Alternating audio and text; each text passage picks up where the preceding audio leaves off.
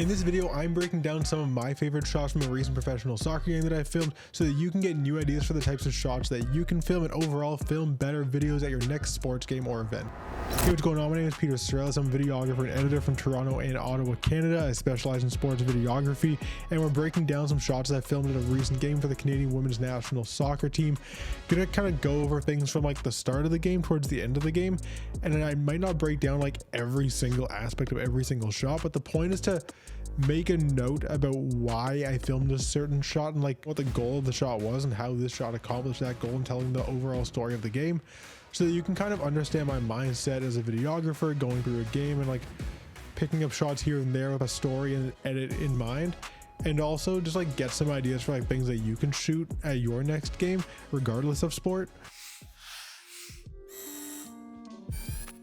So these first couple of shots are from pregame and warm-ups, and honestly, warm-ups are a great opportunity for you to start picking off close-ups of people.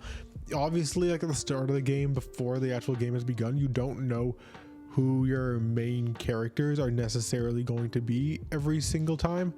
So getting shots of, if you know who you're focusing on, your main characters for your story, or otherwise players who you think could be relevant and could be important to the game or event that's taking place, is really important. So that's exactly what I've done here in 120 frames per second. I just want to have those nice slow motion moments, and it's pretty easy to do. These are on a long telephoto lens, so I can get the background nice and blurry and make my subject really crisp and clear and in focus using this combo, which you'll see a lot of the FX30 and the Sony 100 to 400 millimeter lens. Obviously you want fans in the background as much as you can, which I don't have here in every single shot, but this was also a game that had like 10 or 12,000 fans present, and the stadium capacity is 25,000. So keeping that in mind, and the fact that not every fan like goes to their seats for warm-ups, and sometimes fans show up late, like it just is what it is. These next shots are also warm-up shots, and this is like filming action in warm-up. So again, identify players and like isolate them. I wouldn't worry too much about ball tracking in warm-ups.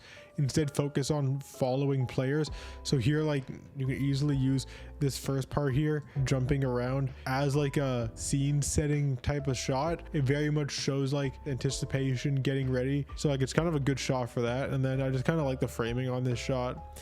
Like this is not a player who scored, but like she's a prolific striker for the national team, so I thought there could be something good here for her. So I wanted to get some warm-up shots of her, and at the very least this is an aesthetic shot that I like. I actually did end up using this bit of this shot on my Instagram because I liked it and I thought it was cool and a nice scene setting shot in warm-up, so you can go check that out if you'd want as well.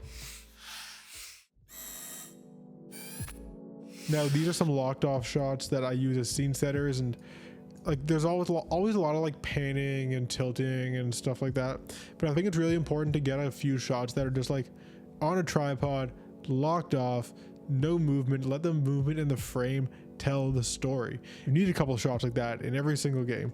So we have this one right here, simple shot, it's just the start of the game, but if you're telling the story of the game, you need to show the start. So having someone in a still frame walk up to a ball and kick it, and then other players run through the frame as the game begins, is important. You can easily layer commentary underneath that, something along the lines of, and now they're off, the game has begun, or whatever. I'm not a color commentator. It's just part of telling a cohesive story. And in this shot, this is just focused on the fans. The players are blurry in the foreground, and I think this shot actually might have looked better if the players were more blurry in the foreground, but I like it because you can see the stands and they're full. And I already told you this game was actually sold to like half capacity, but in this shot it looks full, and I purposely framed it so you could only see lower bowl, and it stops before a single empty seat can be seen, except for these blue ones. I can't do anything about these being like pitch level and empty, which is unfortunate. But from here all the way to the top of the frame is fans, and that's exactly what you want to see. So this is a good scene setter. You can throw this in slow motion and it just looks really nice, and your eyes go to the fans. So this shot, even if you don't say it directly, establishes to the audience that many people were in attendance for this game, which is pretty much always what you want to give off when you're filming any game for any reason, and telling any story at a sporting event. If you like the look of my videos, the way I edit, the effects that I use, and the colors that I use, then you can check out www.petersarellas.com to get all the assets that I use on a regular basis as a professional sports videographer.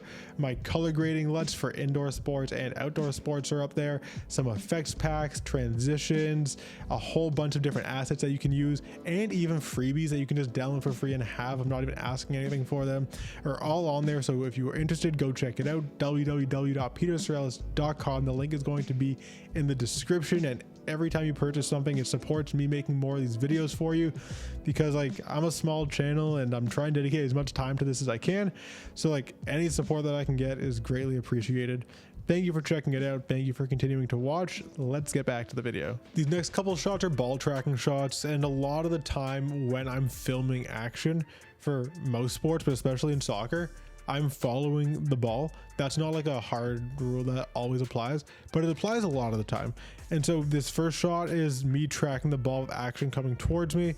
Shots where the ball is coming at you and like the play is coming towards your camera are always really good action shots if something actually happens, because you're getting a lot of separation from the background, and seeing someone run at your camera is just more intriguing. So here I'm tracking the ball, the opposing team is making a run, I pan with the ball, and a defender comes from out of frame and makes a really nice slide tackle, and the players fall over each other, dirt flies everywhere. It's just a really nice action shot.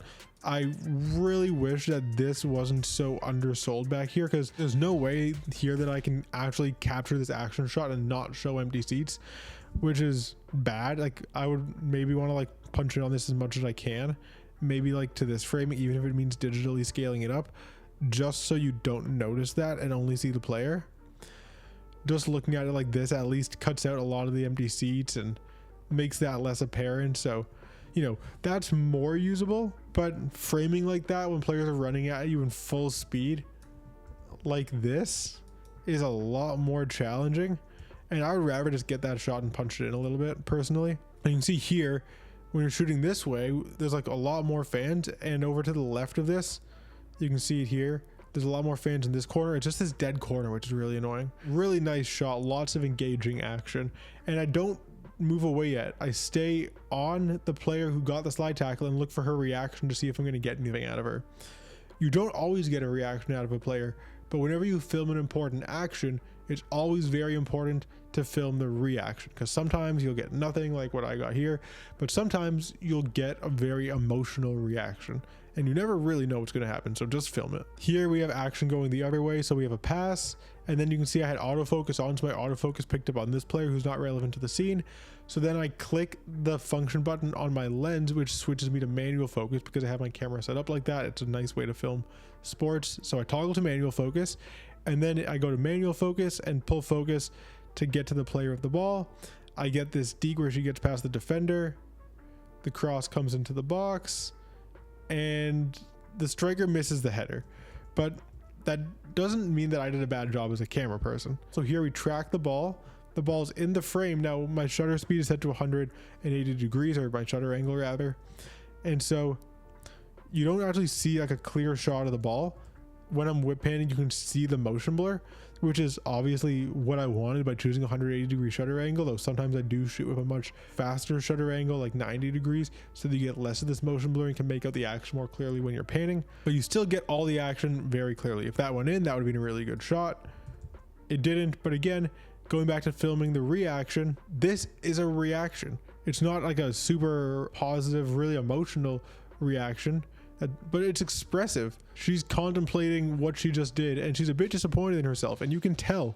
So that's very important as well. And if Canada lost this game, then shots like this would have been really important to telling that story of the team at a low, hopefully before they like win the next game or something and come back to a high. There's just different ways to film that aren't like filming full body. So on goal kicks, something I like doing a lot of times is focusing on the ball and then getting a shot of the goalie driving through. You can see like the water coming off of the ground. It's just a really engaging looking shot, and it's a really, really easy one to get if you're on sticks. And I'm just noticing that I had a little speck, like a black speck right here at the bottom of my camera, which I must have got on my sensor or something when I was doing a lens swap, which is so annoying. I think that's on a lot of my shots. It's hardly noticeable, but when you see it on the grass, it definitely is. But anyways, I like also filming a lot of the times like this, where I'm only focusing on the player's lower half and getting really tight on the ball. It's really nice, especially when they're doing dribbling moves like the players are doing here.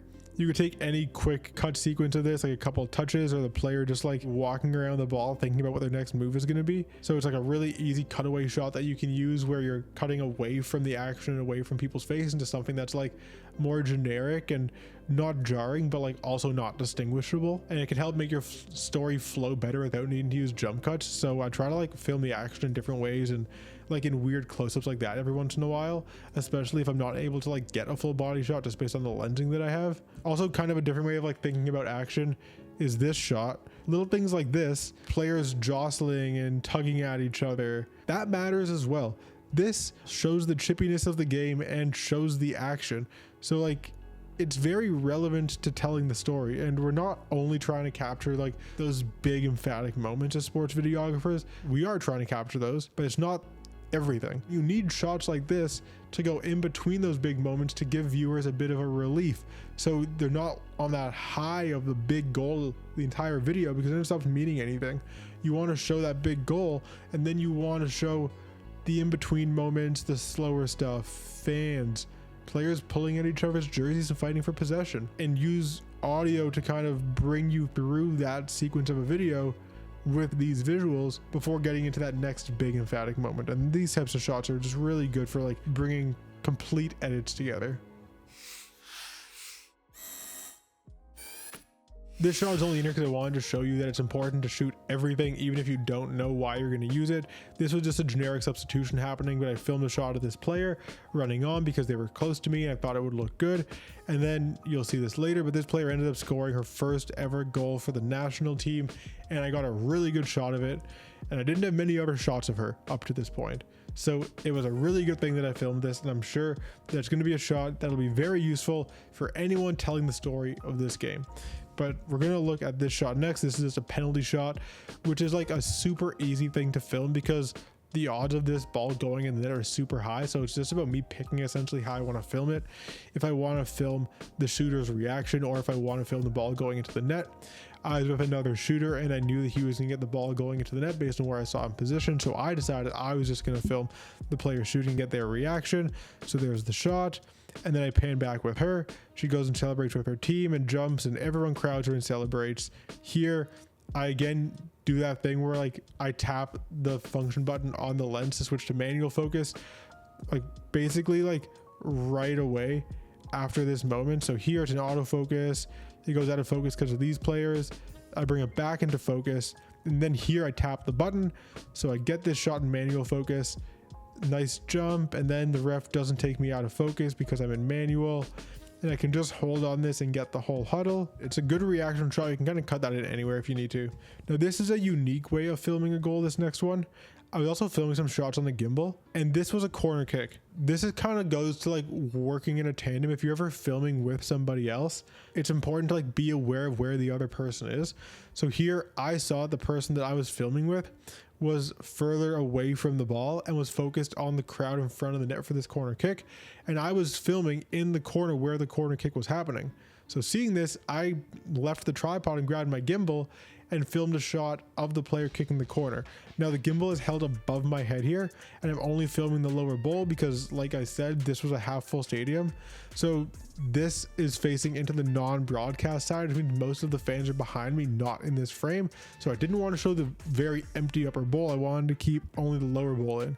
So that gimbal's above my head and pointing down for that reason. Then I kind of just wait for her to like take her run up there. I thought she was going to do a run up, and she kind of paused. And then here she actually does her run up and does a kick. So I have the shot of her crossing it in, and I hold on her for a couple seconds, and then once she kind of runs off, so then I just pan my camera to the net to see if I can get anything. And like the lens was wide, so it's not a great shot. You can see that empty upper bowl. I don't think this is actually a usable shot unless you like really punch it in like this, which you can do, but when you punch it in like this shot actually isn't terrible. Like this is actually usable right here. and you get the ball going in. And then I didn't think I was going to get much in terms of a reaction here, especially considering my shot was zoomed out like this. So at this point I just turned around and filmed fans, and that's why you can see a little shake at the end. I can't show you the fan shots in this, or I can't really show you any fan shots in this video, because like most of the fans of this game were like really young kids, like 6 to 11 years old type of age. I think I'd have to blur all their faces, honestly, and I don't want to do that. That seems like a lot of work. But this shot was just really good because you could use it to tell the whole story of the goal on its own, but really it's one shot that's really good, following the player who gets the assist on the corner from a really unique angle that you're not going to get most of the time, pushing it on her at a gimbal at 28 mil. Like, that's really good. And then you cut to the other videographer's shot where he's focused on the crowd in the middle and getting the ball going into the net. Now, earlier when I said I filmed that player running onto the field and then they scored a really good goal, this is that shot. So this is me ball tracking action. So the ball comes out of the box, I track it, she shoots, I track it, I pan like almost too perfectly at the ball going into the net. I start my pan right when she kicks the ball. There's a little bit of a delay for like human reaction time, and then here the ball's in the frame and I just follow it like right into the net, and then everyone explodes in the background and I pan back to her. I tilted down a little bit too far panning back to her, so then I quickly tilt back up and I get the end of her jump into her teammate's arms and everyone swarms her. You get a really nice shot of her reaction, and our penalty kick score kind of runs off and does her own thing, and I decided to go with her because she already scored in this game. She kind of like ran off and jumped once and made like one little reaction, and before she did it for enough time for me to make any sense of it, just ran back. So I kind of wish I stayed with the goal scorer, but it's okay because we still got a pretty good shot of her jumping into her teammate's arms. And then I just continue tracking her, and her teammates like keep coming up to her and celebrating with her. So like I just stay on her the entire time and capture all of it. It's her first goal, so it's going to be a big moment. And if you put it all in slow motion and kind of cut the good parts of that together, it looks something like this. So there's the ball going in the net. There we have the big smile, completely overjoyed. There's the other player running off and doing her jump or whatever. And then they all come back to the group. Then we have this moment right here, and a hug from one of her teammates, and that's pretty much it. But like there's a lot of emotion in that shot. So the combination of being able to like track the ball, get the good goal and film it like perfectly, and then capture all the emotion afterwards, it's always super satisfying for me when you know you got the shot and like you have all the pieces to tell the story, and you're on the sideline just sitting there like, and you know that, man, that's one of the best feelings. So I felt really good about that shot and wanted to share it. Now this game got a little bit out of hand. It was like 4-1. So in the last few minutes of the game, I knew that like nothing was going on. So I just started picking off close-ups. So I put the camera in 120 frames per second and was just filming like ISOs and tight shots with blurry backgrounds of any players who I felt like I could get a good shot of, basically, just so I had cutaways that I could use throughout the video. So here's a player just standing there and sweat dripping off her face. That's a nice shot. Like the sweat dripping is always as good. It shows that the players are tired. Here's me following the penalty kick score because she scored a goal, so I'll probably need shots of her. So I get one shot where the camera's static, and then I pan to get another shot where I keep her in the center of the frame, and you can see the moving background. So you can see like the busy background of all the fans, and she's in the same spot of the frame every time, which I think is pretty engaging. And these shots are all a little bit noisy because they're on a crop center camera at night in 120 frames per second, but it's still a pretty good usable shot. And when you're uploading something like this online, it's not that bad.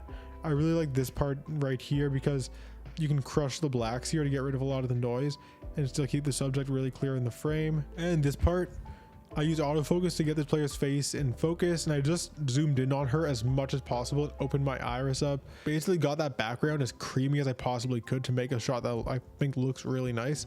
So we use autofocus to snap her into frame, and then I switch to manual, and you get this shot of her looking to one side, and about there she steps a little bit too far forward and comes out of focus. And like my margins were so tight pulling this like a 400 mil with a crop sensor cropped in even more at 120 frames per second. So like she kind of steps out of focus here and gets a little bit blurry. But the good part where I have her in focus here is like from this marker basically, like right there until here, which is about a 3-second slow-mo close-up with like really nice bokeh and really clear eyes and nice expression. So I really like this shot just for this bit. You don't need long moments of emotion, but to be able to like show the emotion of the players in the game, even for just a split second, and a really aesthetic looking slow motion moment is a really good way to capture audience attention. And this quick turn of the head right there does that, and in an edit can be used in so many different ways. Just a look to the side where you don't know who the subject is. These are just a couple of post-game shots. So for post-game, I went back to the gimbal, and when you are going into post-game and the result is kind of already decided, you want to know who your subject is, like the person you're gonna go capture the emotions of right when that final whistle sounds. So for me, it was the girl who scored her first goal for the national team. So I get my gimbal and just run out to her right when I hear the whistle and capture all of her teammates hugging her again, because if they want to tell her story of scoring her first goal and like maybe interview her about that later, that's going to be really good for them to have. And then the team did a post-game huddle. So this is like essentially how I shot the huddle creatively. I didn't have an audio feed of any of the players, the coach talking, like I didn't have anybody mic'd up. So my job was just to like shoot this kind of in an aesthetic way. I wanted cutaway shots. So here I've worked the fans into the background as much as I could for the fans who remained, and I've tried to get some foreground elements into the head as like framing. So here's one player who's going to be recognized. And then I also got a shot on the gimbal where I'm like going across everybody with the gimbal and getting like the heads in the foreground. I have it in manual focus so I can get all the players in there, and that's a nice usable shot probably like until this point where I move the gimbal. But like from here to there is like a good 6 seconds of just like getting a bunch of players focused in a huddle. And then this is why you stay until the end of the huddle to get nice shots like this where players are showing emotion. If you need to do a feature on this player, if you want to do a recap of this game, players celebrating post-game and being recognized is a really important thing to have for that. So when there's huddles like this, it might seem boring because people are standing there just listening to someone talking for a long time, but at the end there's a good moment a lot of the time. So just hang in there, stick it out, stay on the field. You've worked the whole game, work your job right till the last minute and get those final emotional moments. This shot that I showed you before, something I didn't like about it is all the reactions are of this player's back. You can see the faces of the other players, but you can only see her back the entire time. So if I could have done something like differently for this shot, I would have loved to film from the other side and get her face. So then this very last shot here that I want to show you is me filming a player clapping and reacting and cheering on the fans with her face visible and eye tracking autofocus on. And it's just a really nice shot. Like this is a shot that I would end the video on. You can easily fade to black off of this, and it just looks really good. All the players kind of do like a lap around the whole stadium and salute all the fans and thank them at the end. So like following them around with the gimbal is a pretty easy thing to do, and you can get lots of angles. And obviously being able to show players faces and like make them more recognizable figures is a good thing pretty much all the time. But I hope you liked this video and it gave you like more ideas for shots that you can get and kind of my thought process into how I tell a story as a camera operator and a sports videographer. If you like this video, please subscribe to the channel because I post videography and video editing tips and tutorial videos similar to this on a regular basis, and I would love to have you around for that.